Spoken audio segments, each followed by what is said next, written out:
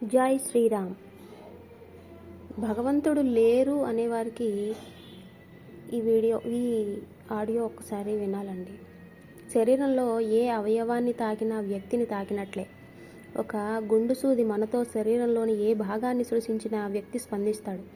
వ్యక్తి కంటికి కనబడడు. శరీరంలో భాగమైన ఏదైనా అవయవాన్ని ముట్టుకుంటే చాలు కనబడని వ్యక్తి స్పందిస్తాడు కదా. ఈ శరీరంలో నీవుండే చోటేది, నీ ఉనికికి కేంద్రం ఏది అని ప్రశ్నిస్తే తన ఉనికి ఈ శరీరం అంతా వ్యాపించి ఉంది అని వివరిస్తాడు.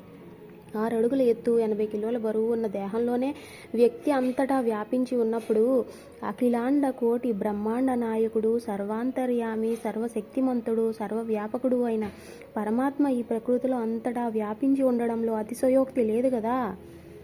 అన్నీ తానే అయినప్పుడు దేనిని సృష్టించినా పరమాత్మను సృష్టించినట్లే కదా. అన్నీ తానే అయినప్పుడు దేనిని పూజించినా దానికి ఆయన స్పందించడంలో ఆశ్చర్యం లేదు కదా. అందుకే విగ్రహాన్ని పూజిస్తే పరమాత్మని పూజించడమే అవుతుందన్నమాట.